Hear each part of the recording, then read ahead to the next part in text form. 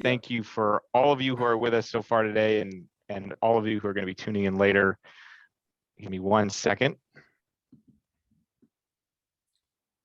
So welcome again to the Arena Series podcast. We're thrilled to have you with us here tonight. This series is a space where we talk about topics related to men that men don't often talk about and aren't often discussed. And our intention today, like it is every day, is to inspire people to trust themselves, to live authentically and vulnerably, and to step into the arena in their personal and professional lives. We were inspired to call this the Arena Series from the work that Brene Brown has done around vulnerability and Teddy Roosevelt's famous speech about the man in the arena. And our vision is for all of you to be people in the arena, striving valiantly forward like never before in the direction of what's most important to you. I'm Coach Jake Fishbein. I'm an executive and personal coach who was trained with the former head of coaching at Google, and I've worked with men for over half a decade. I help men make and navigate their most important choices, and I work with small business owners, mid-level executives, and I run the Arena Men's Group alongside Coach Nick. Coach Nick and I are also finishing the final draft of a novel about a fictional men's group, and we're super excited to be bringing that to the world soon. In fact, we have about 5 chapters left to write, so we're really, really close. And we are taking a mini vacation together in a few weeks. So hopefully we can get some of those 5 chapters accomplished. That's right. So hi, everyone. I'm Nick Papadopoulos. Some folks affectionately call me Coach Nick. Thank you for joining us tonight. It's always great to have these conversations, and I'm humbled to be a part of the experience. So I work both in the corporate space and in the personal development space. But regardless if it's corporate or not, my purpose is to inspire people, is to inspire teams, to live life purposefully, to be in the arena, and to transform the world. So on the corporate side and on the personal side, I'm an executive coach, I'm a facilitator, I'm a trainer, I'm an organizational development consultant. On the personal development side, like Jake mentioned, I run several men's groups. One of them is the Arena Series, which we'll share the link if you want to learn more about that. But I've been running men's groups now for almost 15 years. And I originally started my first men's group actually with my then therapist, because I was committed to changing my relationship to men.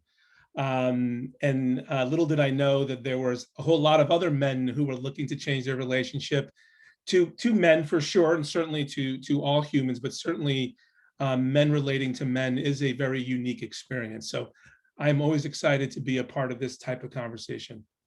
Always. And Nick and I have been working together for over 6 years at this point, or almost 6 years, which is pretty phenomenal. And that's much more on the horizon too. So again, welcome and thank you for joining us tonight. Tonight, we're going to be talking about men and the cave. And in about 20 minutes, we're going to be joined again by Dr. Jessica Koblenz, who was with us last time talking about men and intimacy. And we're really excited to have her join us again to lend her expertise to this rich conversation. And yay, Dr. Jessica. That's right. So before we dive in and begin talking about men in the cave, we actually wanted to start tonight off with a little bit differently. We wanted to do an anonymous poll. Promise it's quick and painless, but we wanted to include, for those of you who are on Zoom, an opportunity to participate a little bit more. And also feel free to use the chat box throughout the conversation. If you have a thought, a breakthrough, a question, put it in there. We'll have our eyes on it. And we're going to have time at the end of tonight to be answering all those questions that are in the chat box. So I'm going to share this poll very quickly right now. And you should see it up on your screen now. The poll is very simple, which is, have you ever gone into the cave for an extended period of time, or seen your partner going to the cave for an extended period of time? And this, if you're a man, you go to the cave. If you're a woman, you might go to the cave. And the options here are yes, no, and I don't know what you mean by the cave, which is totally okay. We're going to be talking about it tonight. So if you don't know, don't worry about it. We'll give you a few seconds here to answer these questions, and then we'll share the results and move on and talk about what the cave means to both of us. So the poll is up, right? the poll is up. We've got everybody answered. So I'm going to share the results. And as you can all see, most everybody, 77% of you said, yes, I have either gone to the cave or seen my partner go to the cave. And we got one no and a couple, I don't know what you mean by the cave.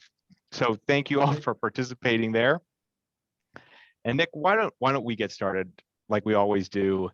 And I'd love to hear from you. What does the cave mean to you? When you talk about the cave, Right. what do you think it is? How do you relate to it? Yeah, no, thanks, Jake. And I know Linda put in the chat room early on about how she knows two men who go to the cave, and she was describing a physical cave, or some people may call it the man cave, right? And certainly the cave can be physical, but can also be metaphorical. And I'm going to be more focused on the metaphorical cave where men go to. I mean, for me, to answer your question, the cave is where a man goes to disconnect with the purpose. They purposefully disconnect to avoid responsibility. They purposely go and disconnect to the cave to hide and not connect to whatever is bothering them, or that's eating them up. And for me, that is a big difference. So the distinction is, it's one thing to say, hey, I'm going to go on vacation and disconnect, right? I'm not going to answer phone calls, text messages, check my work email. I'm going on vacation for several days and I'm going to hang out and chill out and, just focus on relaxing or focus on my family or sightseeing, or even, much less where, after a long day, like, we both have worked all day. We're on this call, go and watch one of your favorite Marvel movies for a couple of hours and just kind of disconnect and kind of recharge the battery. I think that's different, right? Because that's more a conscious choice that you're making to help recharge your battery. So what I'm talking again about is the metaphorical cave that we go to, although it can be a physical place where we go to avoid what's bothering us or avoid responsibility. I think it's, men in particular, I think disconnect and go to the cave that I'm referring to when they want to avoid. And what we usually want to avoid is something that is causing a man great shame, right? I believe that men are wired to think that disconnection is a way to protect themselves, actually, right? So if I can go and hide, if I can not make myself available, well, then I won't feel or experience that shame, right? Or I won't experience that the weak, being weak or being perceived as being weak. And shame and weakness is definitely kryptonite for men. And I want to emphasize that because as a man, I think it's important to notice when you do experience shame or you feel like you're less than. And if you're in a relationship with someone who's having that experience, find a way to support them. So the net is that when a man goes to this cave, they're really creating an experience of aloneness. They're alone, right? They're shutting everybody out. They have the experience that they're all alone, which is not a pleasant place to be. You're also leaving other people with the experience that they've done something wrong. Why isn't Nick returning my phone calls? Why is Nick not responding to me when I'm standing 2 feet away from him and he's staring at the Yankees game, right? And so I think it's really important for men to know, let me close on this, and Brene Brown is really good about talking about this, that shame lives, shame loves, and shame grows in darkness. Our power lies or is tied up in our secrets, which men keep in their heads. And so, the one anecdote is to realize when you're in that cave, protecting that shame where it's growing even more, right? And having even more power. So it's important for us to get out of the cave and let some light in. So let me ask you the same question. How would you define the cave, right? Because as the poll said, we have a couple of people who are not sure what we mean. And even for those who said they know what it means, it'd be great to get your perspective as well, Jake. Absolutely. And Nick, so much of what you said, I have a similar perspective on, and also a little bit different, because for me, I think the cave is incredibly complex, that it's both useful and harmful. that the cave is the place I go to when I need to recharge. And it's Mm-hmm. also the place I go to when I want to avoid responsibility, asking for support, or revealing that I'm struggling with something. So I actually think that the cave is both of those things. Yeah. That you alluded to the Marvel movies. That's one of the ways I like to spend purposeful time in the cave. The weekend comes and it's been either a long week or I'm stressed about something, and I just want to disconnect for a couple hours or maybe a couple Marvel movies. So those movies are pretty long, so it's more than a couple hours. But I really enjoy getting lost in in that type of disconnection, Right. that purposeful. I need my alone time. I'm an introvert, so I recover by myself. And it's really important to have that time. And at the same time, if I stay there too long, if I've intended to be watching Marvel for 2 hours and Friday night becomes Sunday morning, and I've been watching movies and been in front of my television for all that time and scrolling on my phone at the same time, it's usually a cue to me that I'm going deeper into the cave. Yep. I'm going to that place of disconnecting, that place of avoidance. And it's a very fine line. There's a quote from one of my favorite authors, and he said that he once saw a bee drowned in its own honey, and he learned his lesson. And I think the cave is like that. The cave is really beneficial in those short periods to go there and to process, to step away, to be with myself.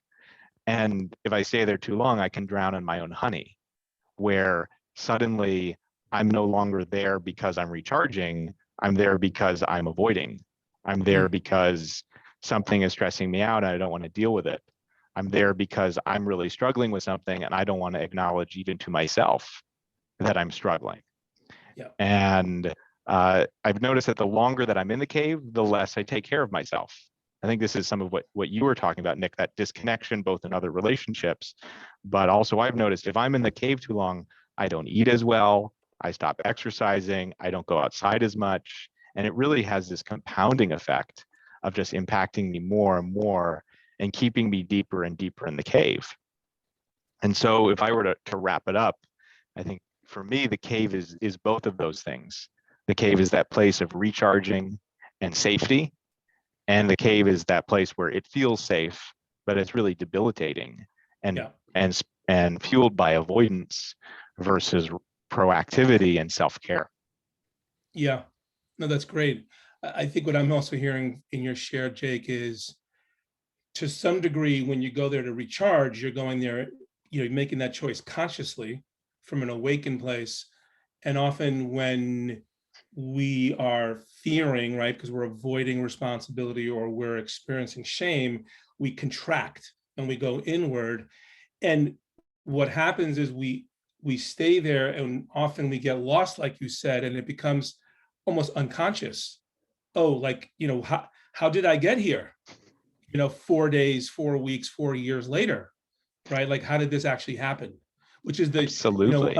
Modi put in the chat about, it's numbness. Yeah, that's when you're almost unconsciously choosing to stay. Like you're in the stands and you have forgotten that you're there. Completely. And I forgot what I was going to say. There was something that was brought to mind when you were talking about getting stuck there in that. This is what it was, is that I know until I started doing more personal professional development work, the cave was an automatic. So there was no consciousness of, oh, I'm stuck there for 3 days, for 4 days, for 4 months. It was, this is what I'm supposed to do. I remember Right. an experience in college. My junior fall was really rough for a number of different reasons, and I was like really down. I didn't have a lot of energy. I spent most of my time focused on schoolwork and watching copious amounts of television. And there just was no alternative for me at that time. I've reflected on it later that I had friends who were seeing the school counselor or therapists. Didn't even enter my mind as a possibility. Yep. And God forbid I talk to any of my friends about what I was struggling with. I would speak to a few female friends, but none of my male friends. We'd just watch television together. And I think about that time as such a perfect example of being in the cave and being completely unaware of being in the cave, and it being an automatic, to the point of, as a young man, I was not given the tools for any alternative besides numbing and pushing all of that struggle down for fear of actually talking about it? Yeah, I mean, for me, I know, I appreciate you sharing about, an experience where you went to the cave. I mean, for me, I mean, there's many places. I would have answered the polling question with a yes. Me too. I don't even need to look at my partner. I'll just, look at myself. But one that, for some reason, as we were talking about this conversation, one that stood out to me was when I got divorced.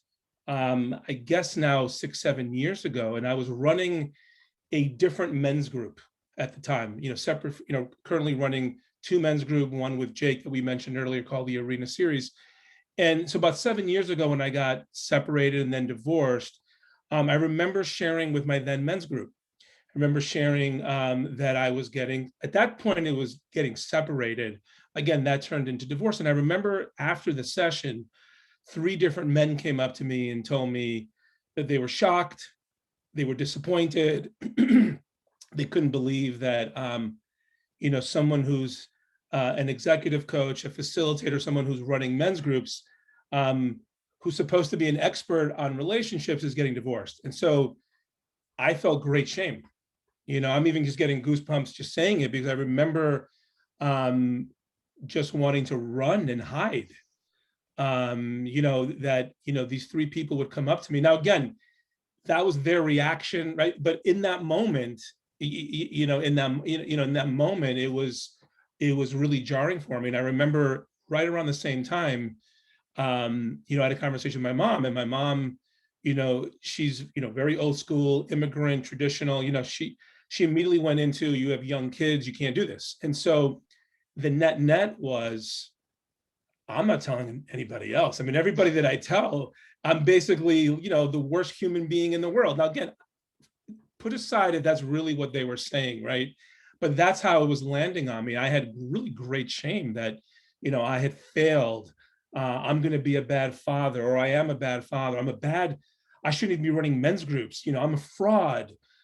People are, I've let people down. And so I chose the cave. And here I am, I'm an executive coach, I'm running groups, I'm in men's group basically, right? I'm running a group.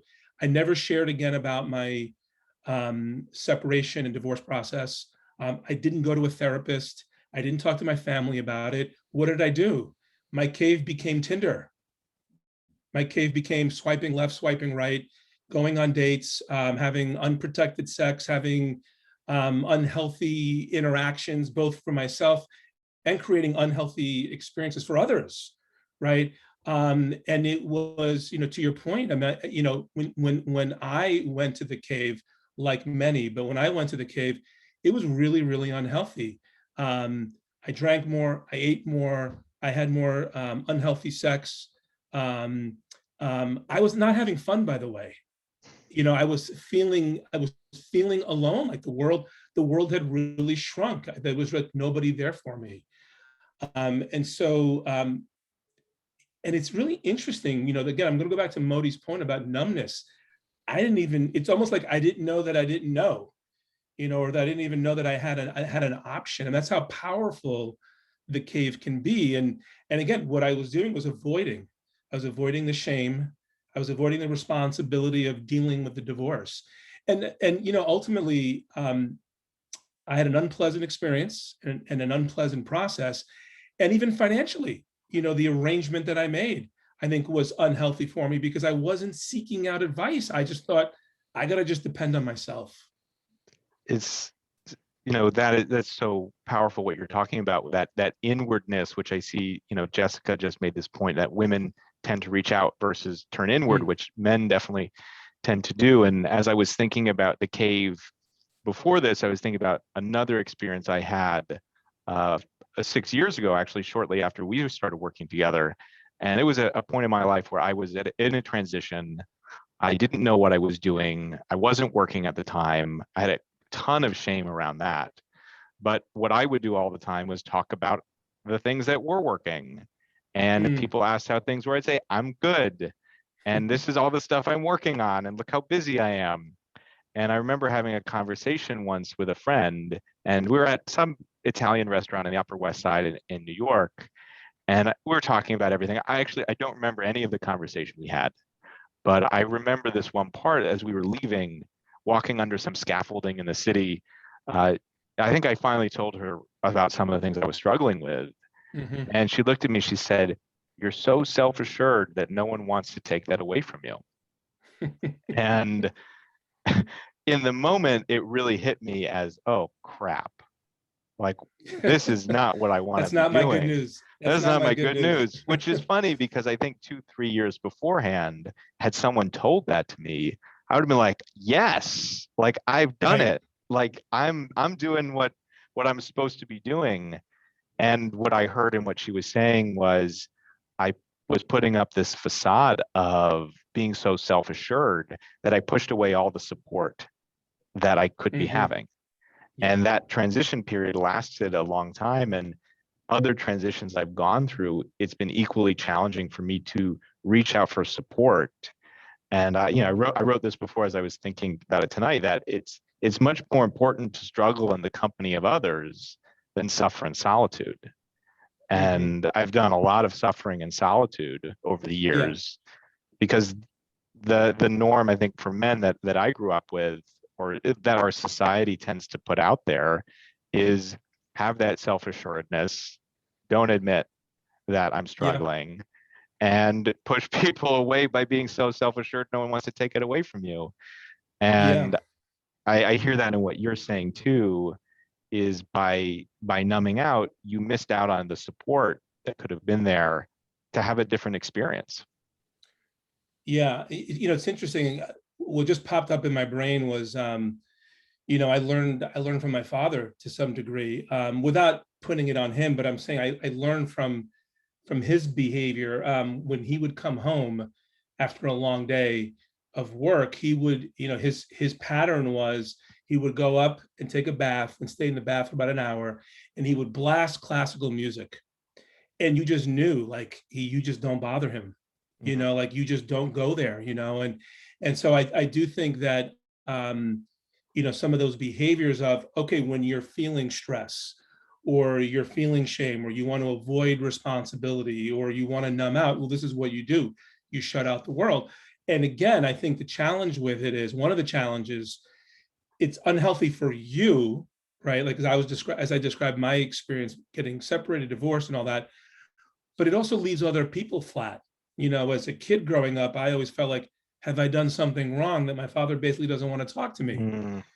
Right. And I know that's not the case. Like, my father loved me, and we're humans in relationship with others. And so when we're asking people, hey, can we talk? Hey, can we go do something? Hey, can I support you?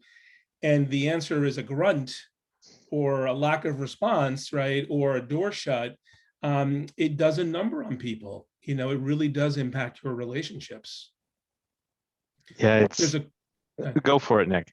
No, there's a question. I haven't even. I'm just reading the question in real time.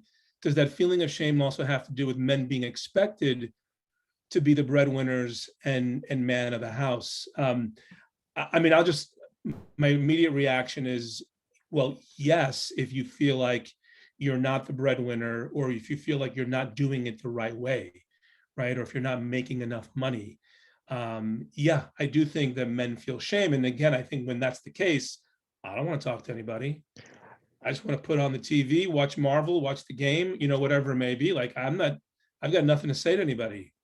And what I'd add to that is, and I was reflecting about it today, and I think it's the experience a lot of men have. I don't want to say anything to anybody. I definitely don't want to tell any other men.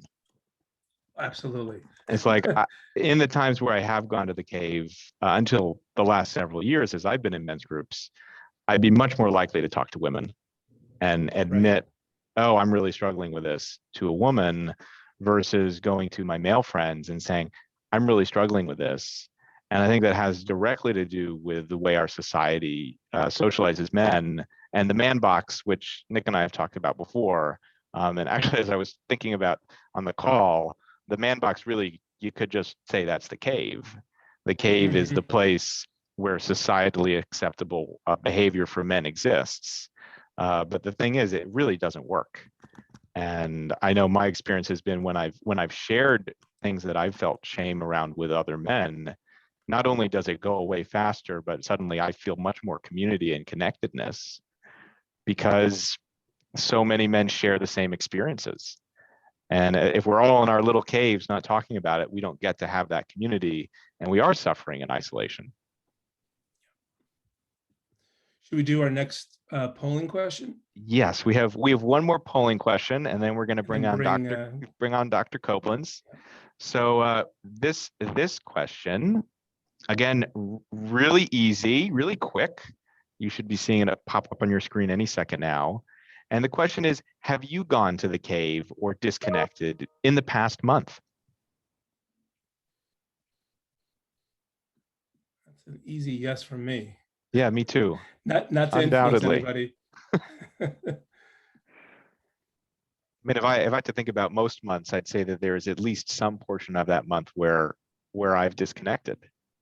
And one of the things I try to do these days is when I notice that in my conversations to talk about it. Yeah. And I mean, I'll admit that doesn't always get me out of the cave, but it gives me so much more awareness of knowing I'm avoiding. And by talking about it, gives me such a better opportunity to actually get into action and not avoid as much. Yeah, I mean, and again, thank you for those of you who are, participating tonight. This notion of talking, and then Linda just put something in the chat room about that her husband will talk to her, but not her male friends. One of the ways to change your relationship to something that's in your head, especially something that's bothering you or something that's causing shame, is to actually talk it out loud and get it out of your head and into the universe. That actually is, in my experience, for both myself and with people I've coached, clients I've had, that is the fastest way to change or shift your relationship to that thing that's bothering you. So if you're having troubles at work, like Linda mentioned, well, talk about it, put it out there, right? And not just to one person. I think this is where women, generally speaking, I'm making a generalization, but generally women are pretty good at creating and using and leveraging their infrastructure of support. So we're going to close the poll now, and I'm going to share the results as soon as Zoom allows us to do that. And the results you'll see in a second are they're not too surprising, at least from my perspective, that 83% of you said yes, you have gone to the cave or disconnected in the past month, and 17% of you said no, that's not the case. So thank you for participating in our second poll.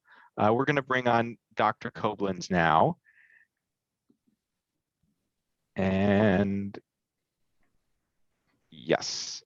Oh, are we all? Believe we're all spotlighted now. Hold on. Yes. Oh, can I make a point while you're doing that, Dave, Jake? Yeah, go for it, because I'm having some Zoom technicalities. Yeah, no, I see Jessica, by the way, just so you know, and I see you as well. There we go. We're all here. Just a quick point, Jessica, sorry. One of our participants said, I call BS. I'm thinking of the last poll. Just as an FYI, I guess I would say when we say in the last month, have you been in the cave? And I know, Jake, you were describing like high school experience, a long time. I was sharing about separation, divorce, a long time. Some of us go to the cave for a day or for a couple of hours. So just also keep that in mind, that the cave does not have to be so elaborate either. We may go to the cave several times throughout the day, right? And so, and again, sometimes, like to your point, it's to recharge the battery, and we're doing it consciously, but other times we're doing it to avoid. And that's what you want to notice is, are you doing it to recharge and just kind of like, hey, this is part of my process? Or am I doing it because I feel shame, I want to avoid, I don't want to deal with that person or anything right now? Absolutely.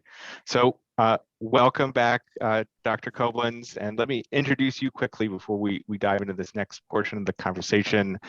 Dr. Koblenz is a licensed clinical psychologist in the state of New York since 2012 and the founder of Cornerstone Psychological Services. Her areas of clinical expertise include trauma, loss, relationship issues, and life transitions, with expertise extensive experience in training in acute psychiatric care. Dr. Koblenz is skilled in providing a calm space for those in crisis. And we are thrilled to have you back here again with us tonight. It was so much fun talking about men and intimacy a couple months ago, and excited to be talking about men and the cave with you and hearing your perspective and thoughts from your experience. Absolutely. So, first question as we dive in, what's your reaction to the conversation so far? Yeah, I mean, I think it's a more universal experience than we want to acknowledge. And I think, something that was really great about in our prep for the call was the metaphorical cave versus the concrete. Is there actually a man cave where someone is going to, or is it a metaphorical space of shutting down? And I think that there's times that we all pull away from relationships, and for various reasons, a lot of which you've discussed in terms of shame and fear. And it's a question of what we do with that. Yeah. The other thing I was thinking of that seemed pretty interesting was, I thought, the idea of going into the cave is almost not as important as the psychological awareness of when you're doing it and being able to experience that, express it to other people, and even for yourself. It's the same thing with like emotional eating or anything else, right? Like, when are the times that we're mindlessly just going about our automatic process versus slowing things down and thinking for a second? And are we able to grow and identify, oh, this is the trigger in relationships that leads me to go into the cave? What am I feeling? Is it loneliness? Is it shame? Is it boredom? Is it, what is the emotional unmet need? And can we speak directly to that? And then ask yourself, is this going to help me with that? If I'm feeling lonely and then my response is to go into the cave for an extended period of time, how am I coming out of the cave? Is it going to be more lonely?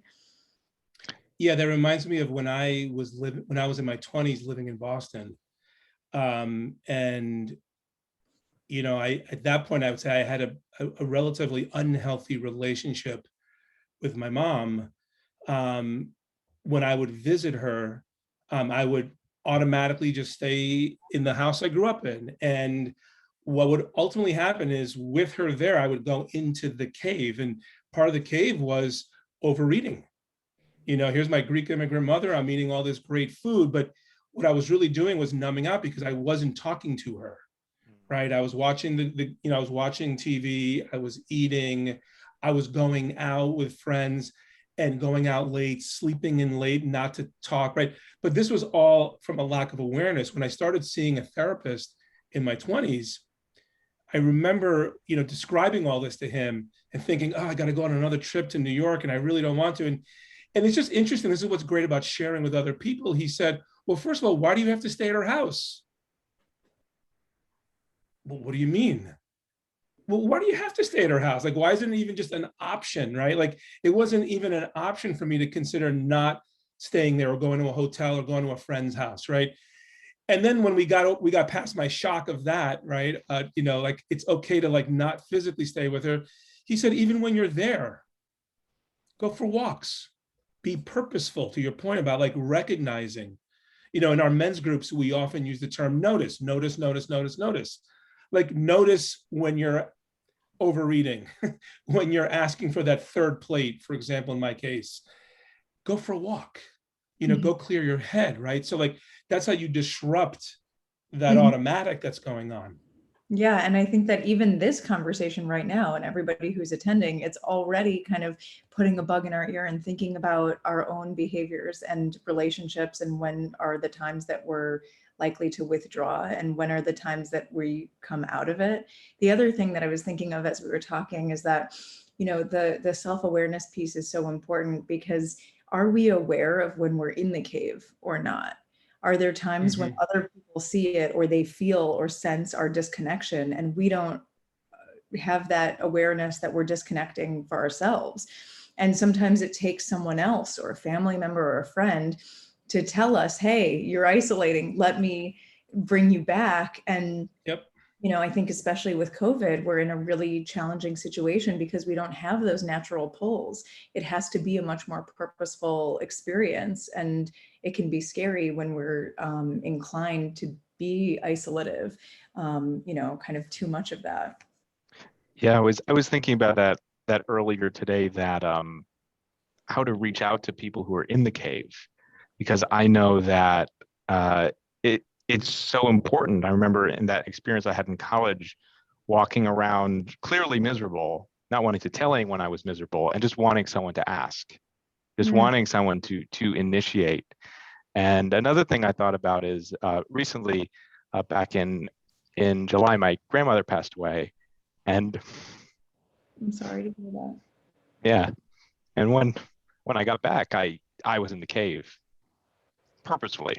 I was there for like 4 or 5 days watching a lot of Marvel movies, and I did it on purpose. I knew what I needed, but I had friends reaching out, and they'd be like, "Hey, like, let me know if you want to talk, or what restaurant do you want to go to? Let me know." And all I wanted was like, "Hey, if you want to talk to me, call me.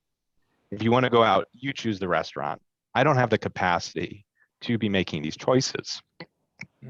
And it got me thinking about the cave, and that when I've been in the cave, what I've needed to get out of it is for someone to call. If someone were to notice I was in the cave, I'd want them to call me. I'd want them to say, "Hey, you seem disconnected. What's up?" I wouldn't want, "Hey, are you okay? Let me know if you want to talk." Because being in the cave doesn't give me the power or the energy to be making that choice. And I'm going to default to isolating anyway. So I love what you're saying, in that if you notice someone in the cave, go reach out. And I think go first. Have the emotional burden of having to access that in a way that you don't have the words to describe, and also it's so much more vulnerable to ask for help in times that we so desperately need it. And I think, if anybody here is listening today and you're thinking, well, what am I supposed to do? Or, you know what, that's weird, I'm just remembering that I was in a cave in the past. One action step that you can take is to reach out to someone who you have a continued relationship with, someone in your family, someone, a friend, and to say, hey, I'm aware that I do this. I'm aware that sometimes I retreat, and I'm just letting you know, I might not be texting you back for, days, weeks, whatever it is. I might be giving you signs that I'm pushing you away, but here's a tip. This is how you get me out of it. Or what do you need to hear from me so that you don't feel abandoned when I go into the cave? And there's a way to have like a proactive conversation, which is a lot easier than when you're in the throes of grief or stricken with whatever is coming up and you desperately need to use it in the moment. And what that makes me think of so clearly is that the cave is going to happen. And I think this is why Nick and I both said, like, there's purpose to it. And for all of you listening, I know that I'm going to continue to go to the cave sometimes, just like we all are, that it's not a bad thing. It's not something that's wrong. And I think that I hear that in what you're saying, which is just that acceptance of, hey, I know that occasionally I'm going to do this. How can I be proactive about communicating in my relationships so that I'm taken care of, so that my people are taken care of as well? And not we even have a ground rule. Just as a simple example, like in our men's group, when I shouldn't call it sort of an unwritten ground rule, right? When we're going on vacation or PTO, a dude will send an email and say, hey, I'm going away from this day to this day, and I will not be responding to emails or text messages. I won't be at the next group session. All is good. I'll definitely send up a smoke signal if I need you guys. But that's a way to be responsible, right? About entering the cave, right? And disconnecting. Because again, I think it's important not to leave your people flat or feeling like they've done something wrong. And I think that the difference between what that feels like on the receiving end of when you know exactly what's going on, and that's why the person's not present, versus somebody who just doesn't show up or is chronically late, and you're kind of wondering like what their attachment style is. And I think, there's so many different pathways in terms of understanding this. Was someone an only child growing up? Was that a place of safety and comfort and familiarity? Is this a response to trauma where that was a place to be safe? Are there other contending diagnostic issues like depression or anxiety, all of which kind of complicate this need to be withdrawn? So, you bring up depression and anxiety, and I'm curious in your experience with your clients, what have you seen the impact of going to the cave to be on well-being, emotional, physical, mental, etc.? So I think it's a really interactive process, right? How we think informs how we feel, and how we feel impacts how we behave, and how we behave impacts all of those things, right? So the way that we feel when we've been actively engaging with friends and family, participating, and how vibrant that feels at the end of the day versus us feeling completely removed, isolated, sitting on the couch, watching Netflix, eating all day, right? Like we have a good sense of what that feedback cycle looks like, what's restorative and what really zaps our energy. And I think the things that the warning signs to be aware of are, are there changes in your appetite or eating? Are you gaining, losing weight? Are you noticing that you're withdrawing socially? And I think the ways in which the cave can be used healthy, in a healthy adaptive sense, might look like that communication, like being able to talk about it with other people, being aware that you're doing it for yourself. And the ways in which it could be really unhealthy, it could feel more like a frog that's kind of, there's this like expression, right? That a frog, if you put it in boiling water, it'll jump out. But if you put a frog in slow, gradually turning up the temperature water, then it'll get cooked alive. And I think sometimes the cave can feel kind of like that, right? Like this is something that's initially enjoyable and nice, and then can be all consuming. I think it's really good to be aware of your own triggers. Say that again. I was just going to say, I think it's important to be aware of your own triggers, right? If you have a history of depressive episodes or panic or anxiety, and kind of, do you use this time to reset, or is this something that you have to really watch out for? Yeah, I mean, the example with my mom, I think what my therapist helped me realize is that there was a pattern, right? That when I went to my mom's, I checked out in an unhealthy way, and I was avoiding conversations with her. I was avoiding conversations even with myself, for that matter, right?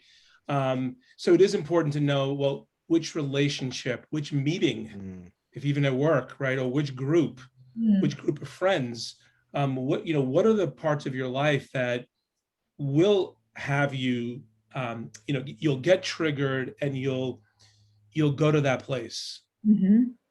Right. I think that is a way to actually disrupt that automatic of going to that place, is the awareness that you're talking about. And rating scales can be really helpful with that. There was a work environment that I was in that was really toxic many years ago. And one of my colleagues, who was extremely behaviorist and was, really into evidence-based work, literally had a SUDS, the subjective unit of distress scale. So just some like from 0 to 10, and you can clarify what it is, right? So maybe it's anxiety, maybe it's depression, maybe it's stress, whatever, 0 being none, 10 being the most amount you could possibly imagine. And she would literally be writing a number like every 5 minutes of this meeting. And it would, really correlate with kind of what players were happening. But it was a really great coping skill because it helps to gain mastery and a sense of control over what's happening.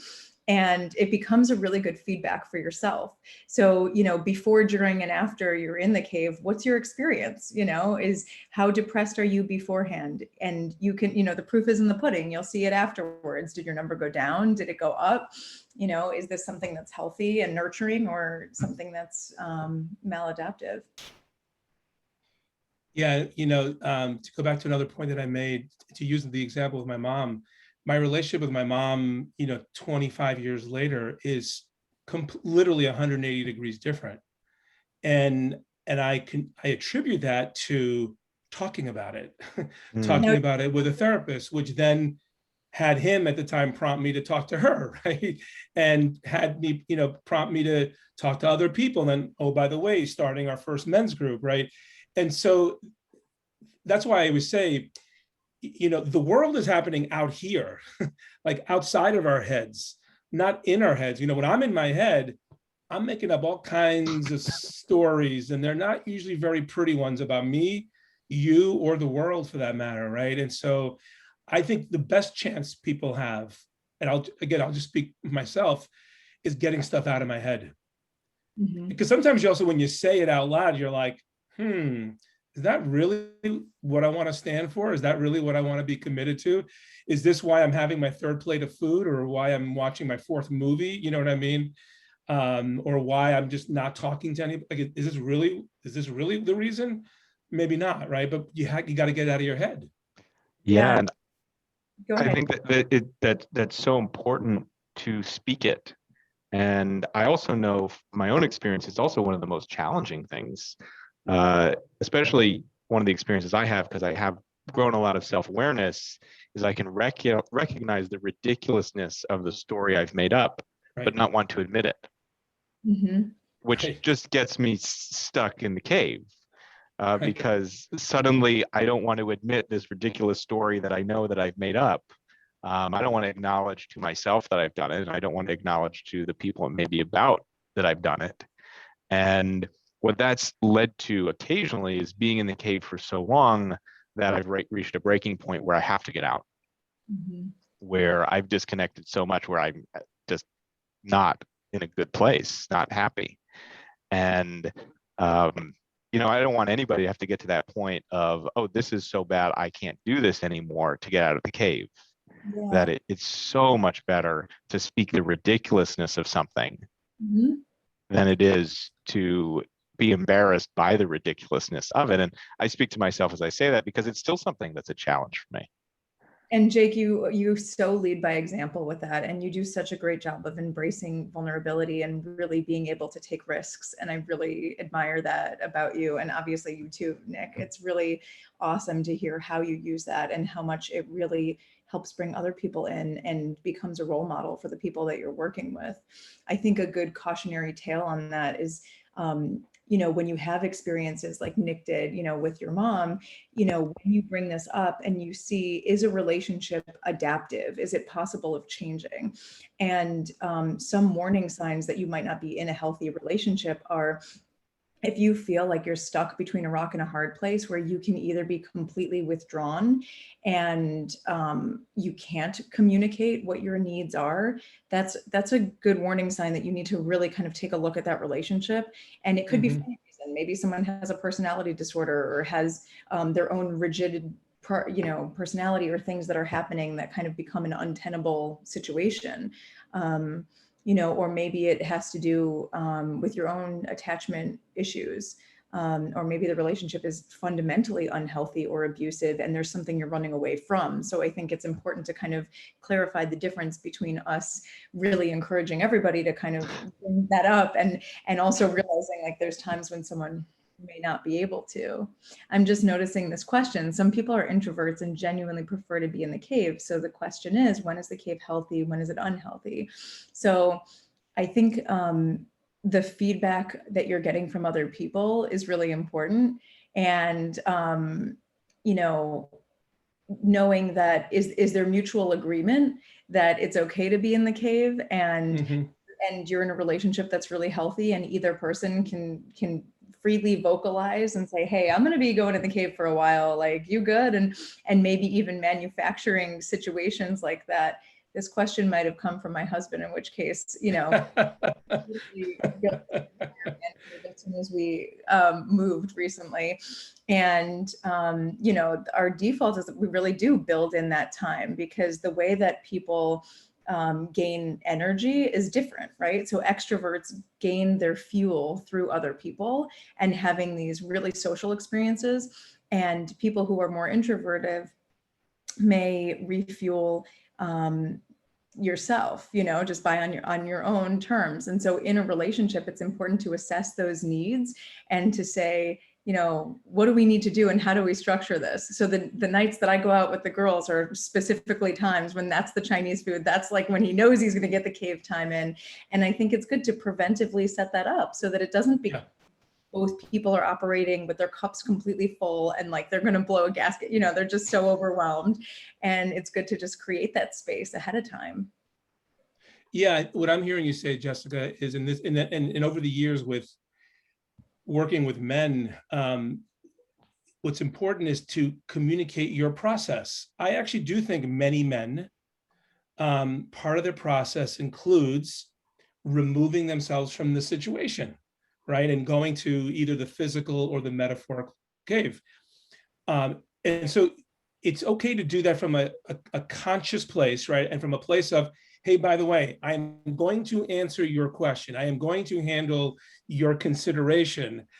Here's my process. My process is I'm going to the cave for 2 hours or for 2 days or whatever. And when I return from the mountain, like Moses came back from the mountain, right? When I come back from the mountain or the cave, I'll have an answer for you. You may not like my answer, or I may have more questions for you, but I will be able to engage. So it goes back to awareness. It's understanding yourself. Like I know that I will do timeouts with my partner to say, I got it. Like you need an answer, or you want me to, react to this.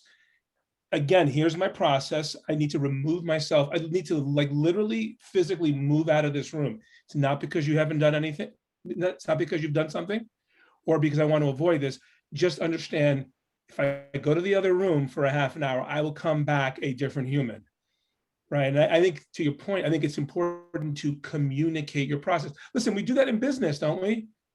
Hey, we're on a project or we're going to implement an initiative. We talk about the process. A is going to happen, B is going to happen. So everyone has the expectation, so there's no surprises. And I think in our personal relationships, we really need to do the same thing.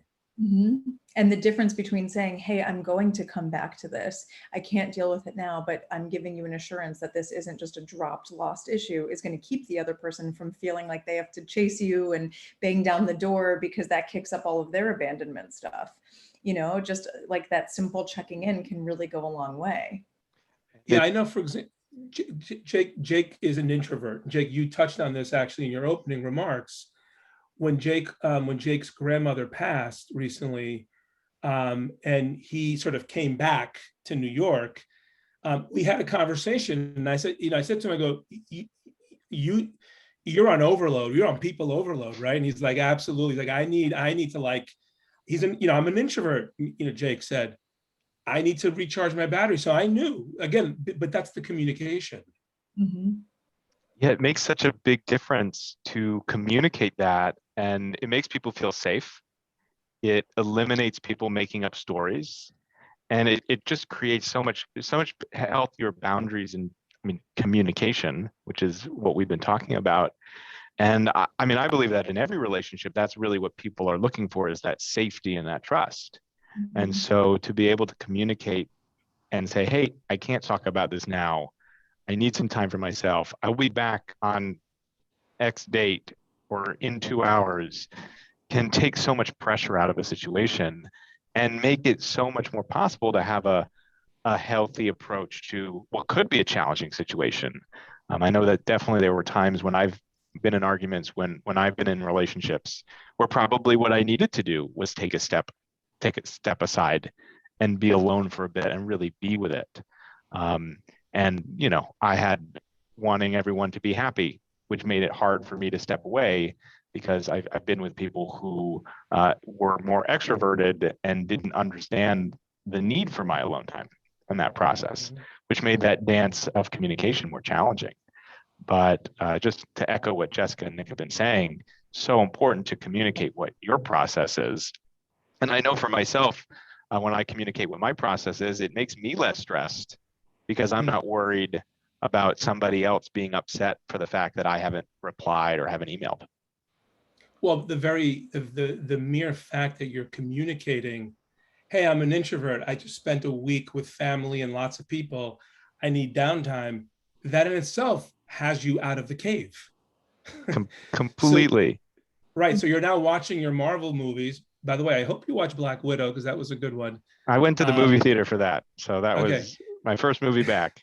Scarlett Johansson, happy that you went it live and yes, she was. But now you're going to go watch your Marvel movies, right? And like you said, I'm going to go watch 3, right? Because I've been with people for the last 5-6 days, let alone the traumatic event of your grandmother, right? You know, that too, right? It's like, but now you're like in a different space doing it.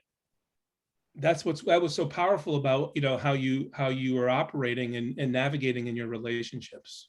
What I was going to say before that, I forgot that I was going to say, and now I want to say it, is that connection is not about the quantity of your connection. Connection's all about quality. Mm-hmm. And so I can, you know, Nick, you and I can have that conversation. I can say, hey, I'm going to be dark for the next 4 days, and we're going to have a close connection because of the quality of that experience and me sharing where I am versus, you know, we could be texting every day that whole week and not be connected at all. I could actually still be in the cave and texting the whole week and not be connected. But there have been plenty of times in my life where I've been in the world, I've been connected, I've been going to work, and I've been in the cave at the same time. Yeah. And I know that in the group that we run, that sometimes guys get confused about, oh, I'm supposed to be connected, I need to email or text everyone. I was like, no. Like, it's just about the quality of your connections. It doesn't have to be every day or every hour to be connected and be creating meaningful relationships with people. Yeah, and Nick and Jake, you do such a great job of also modeling that it's such a shared process. The fact that intuitively Nick would know, Jake, that you would need that space and that you don't have to vocalize it. And it's such a breath of fresh air when we have close relationships like that, of people who it's in this amazing, intangible, unspoken sense of someone who can understand exactly what you need in that moment, whether it's a hug, whether it's money, whether it's, you know, an invitation to going out or space. Linda had asked how do you know ahead of time how long you're going to need in the cave? What if there's a disagreement and one party says they're going to the cave and doesn't want to talk about it, and who knows for how long, if ever? And do you ask how long you need? How do you navigate it, even if you don't know themselves?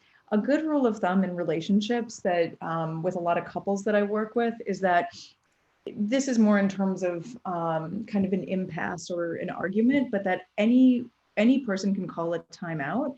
But the agreement is that within 24 hours, you're going to revisit it, right? So maybe you're not going to crack it open like a coconut, but you're going to touch base again within that 24-hour period.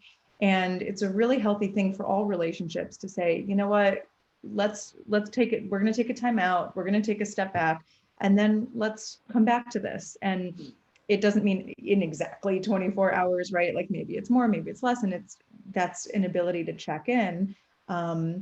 And I think not having to really duke it out in the throes of what's happening in that moment is really healthy for both people. It goes back to the awareness, which when you have the awareness, you're setting expectations.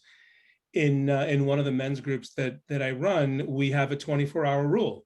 If someone asks a question, we use a private Google group for emailing. And when someone asks another man a question, there's a 24-hour rule. Now, the 24-hour rule means at the very least, you'll acknowledge the email, right? And Jake's really good at acknowledging the email and then saying, hey, I need whatever, 48 hours, or I need, you know, this amount of time to really, you know, sit with this and ponder this. And so everybody feels whole and complete. You know, Jake feels whole and complete and not anxious, right? And he's out of the cave. The person who's asked the question feels whole and complete, is like, okay, he got it and he's working on it and there's going to be a response, right? And so we have that 24-hour rule for that very reason. It's actually, the context behind it is stay out of the cave. That's why it's there. It's not because of the number. The number actually is arbitrary. Like you said, it could be 12 hours, 36 hours. It's just there to have both parties participate out of their heads, which is really what a relationship is about. Mm-hmm. And what it provides is that framework where I don't have to think about it. Right. It's just like, you know what, I know I'm going to get up in the morning. Like I'm going to wake up in the morning. It's going to happen regardless, and Right. with few exceptions. But the 24-hour rule is like, I know I have 24 hours. I don't have to think about when to respond. I know that within 24 hours, I'm going to respond. And I know my own experience of going in the cave, one of the things that gets in the way of action is not having a framework like that. It's not like especially if I'm reactively in the cave, I don't have this framework that says in 24 hours, I'm going to check in with somebody. I'm left up to my own devices. And when it's very reactive and disempowering, it's easy to get off track. And then the hamster wheel starts. And how do you get off? How do I get off the hamster wheel when it started? And I think that's something that is so beneficial about having a ground rule like that. It's making me even think now, what are some ground rules I can institute for myself to set myself up for success in my own relationship with me, because that's as important as my relationships with other people's. And I think a good way to challenge that, and to kind of another action step you could take when you kind of like don't know, like when is enough, is to also challenge yourself. Can you be in the cave with someone else? There's a couple that I work with who they realized that at the end of the night, they both needed their own time, and their consensus was to just both be on the phones independently, but together. Right. And so like maybe they're sharing the couch, maybe they're kind of cuddling, but they're kind of each doing their own parallel process, just next to each other. So I think, a good kind of challenge that you can undergo is when you're feeling that instinct to go into the cave and withdraw, is there a way to bring someone else with you, or to give someone else a heads up of even just like sending that smoke signal and just saying like, I'm in a dark place right now, and just throwing that out. And text messaging is so great for that, right? Because it's not as though you have to have this massive in-person conversation and you're going to be talking for hours, and it comes across so much more flat in a kind of healthier, like detached way of like, you could be texting some really dark stuff and then realizing that, I had a friend today reach out and talk about how another potential shutdown in the context of having kids and everything and schools was like really overwhelming and daunting. And, and we're both just in the middle of our work week, just talking about like this paralyzing depression that's kind of, this huge black cloud that might happen. But there's like a casualness that allows for. And maybe there's a code that you could develop with the people who are closest so that becomes shorthand. I love that. And it actually makes me reflect upon that experience in college when I was definitely in the cave for almost an entire semester, and recognizing that, no, I didn't talk with my friends about it, but we watched TV every single night. And I know one of my other friends was going through a really challenging time as well. And while we weren't talking about it, we were spending our nights together. We watched like 4 seasons of The Sopranos. And it was, we still talk fondly about that time because we were both miserable, watched a ton of TV, and both made honor roll. So I got my best grades ever when I was watching more TV than really is humanly possible in the middle of college. Right. So, Jake, but the point is, I'm seeing in my own life where I have done that inadvertently, and the power of sharing that space with another person. Yeah. In our last few minutes, I know we had some questions before the session. Yes. Do we want to try to? Let's go through them. Rapid answer them, if that's a term. Yes. So our first one is, how do you branch out to a new support network and also have honest reckonings with yourself to change behavior? It's kind of cool that question kind of answers itself, right? Like somebody being like, what do I do about this? Like, I would doubt that whoever posed that question would have difficulty with this, because I think asking the question is the first step. And, everyone being here tonight it's a good moment to reflect on like, what are those triggers? What are the things that are not in conscious awareness that I'm shoving down and, reappear at the bottom of a Ben and Jerry's container, at the end of the night? What are those key pieces that I'm feeling like need to be turned off? And, and really just giving yourself a moment to really be mindful and meditate on that. and say, what's coming up for me? Check in with yourself.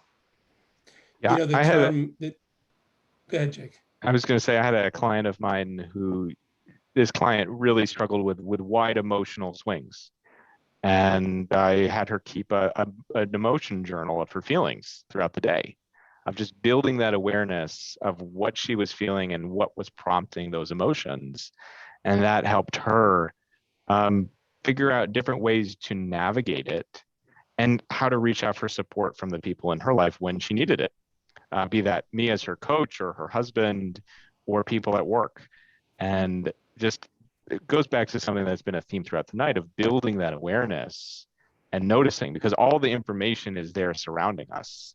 It's our jobs as humans to put those pieces together and understand it so that we can make decisions that serve us better. Yeah. And some people, I'm just realizing also in this conversation, some people live in the cave, right? Like some people live in the cave all the time. And it might be people who live alone, but it might be, people who don't. And, I had a client once who was really, really depressed, and she would sometimes go on these hiking trips with friends and stuff. And each time I had this like little hopeful piece that's like, she's going to connect with someone and something's going to happen. But no, like time and time again, like you bring yourself wherever you go. If you're a disconnected person who's, angry or aggressive or hostile or just shut down, like you're not able to see the brightness right in front of you and to be open to those experiences. Yeah, what I want to comment on is the support network piece of the question. I saw a study that the American Psychological Association did, excuse me, and what they said, one of the top 10 characteristics for resilient humans, people who have high levels of resilience, which by the way, you need resilience to remain creative, collaborative, connected, innovative, right? They said one of the top 10 characteristics of someone who has high resilience is someone who has a strong support network.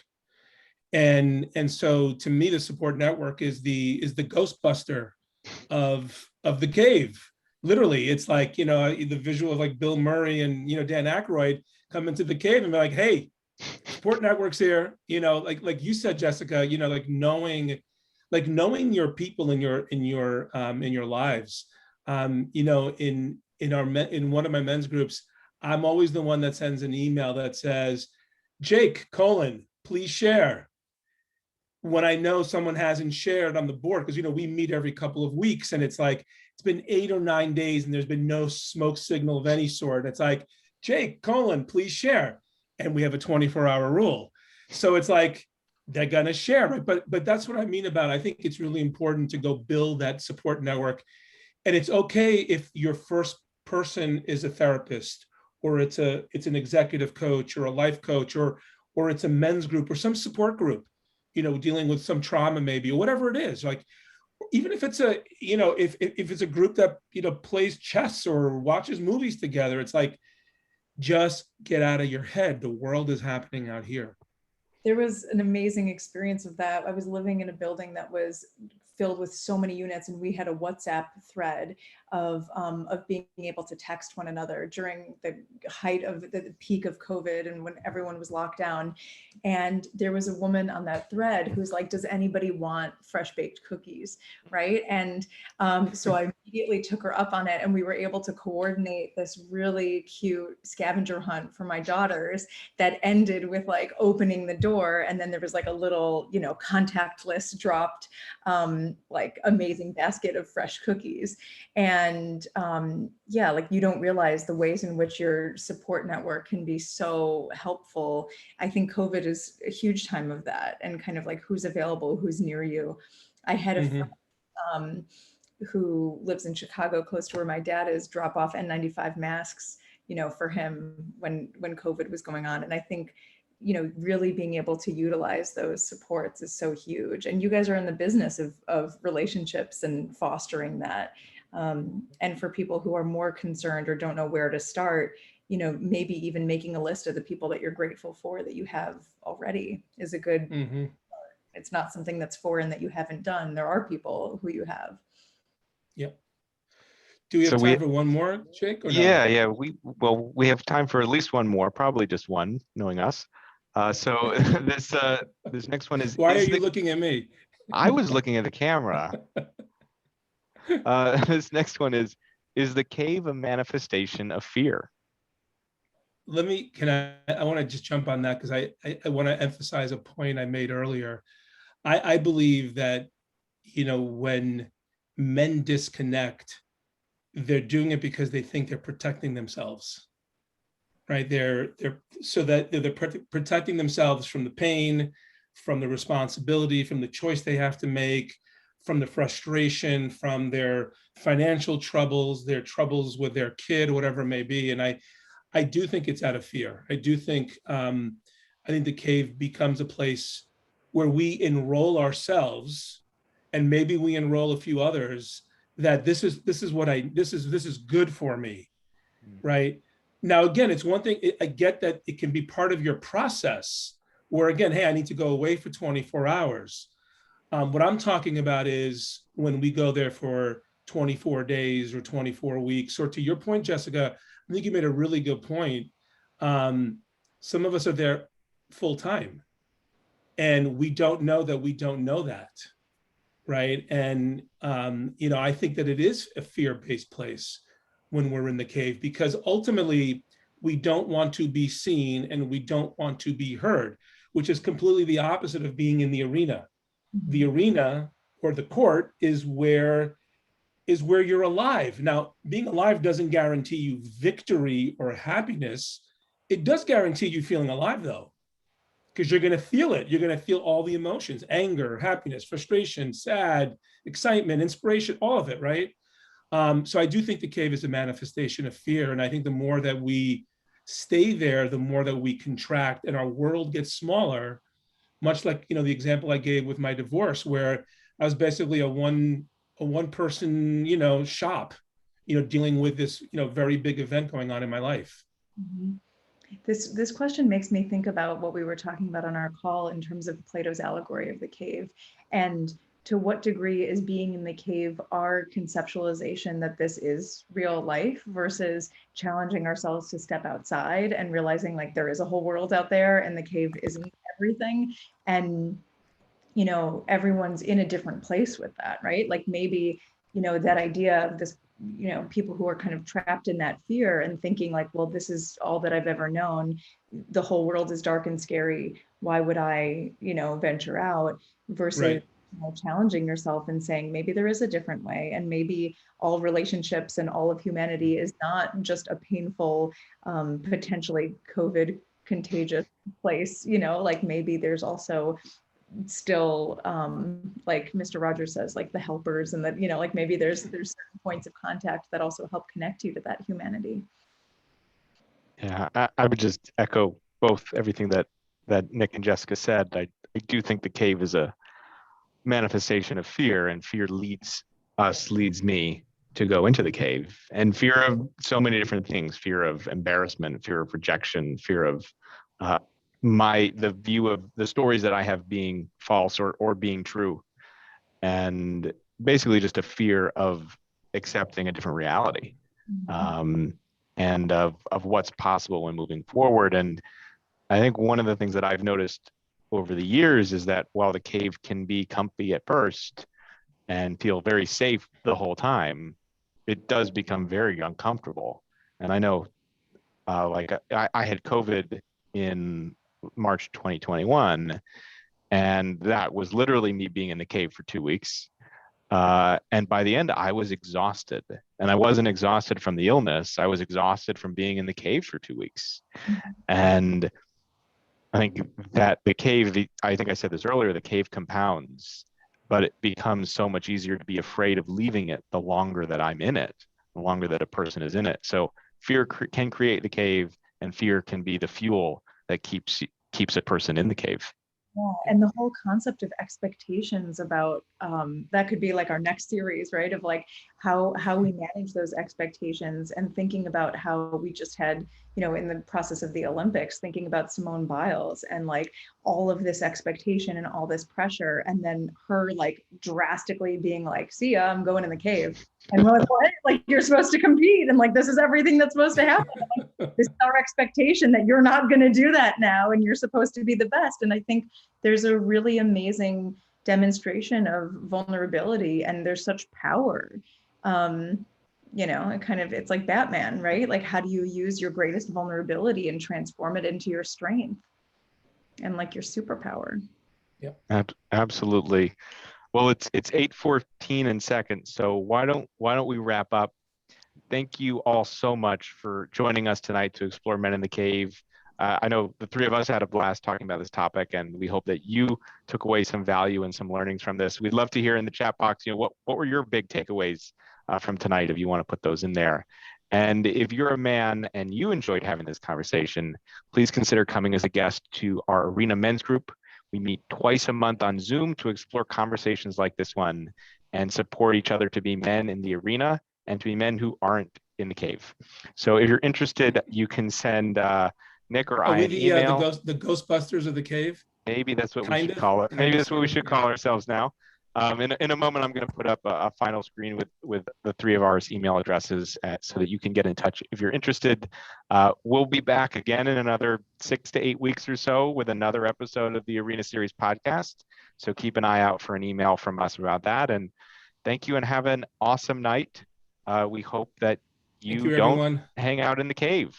So, and I will put up this screen in just a second if I can get the Zoom to work. Thank you both so much. Yeah, thank you all for being here. And thank you, Jessica. Wonderful to have this conversation with you again.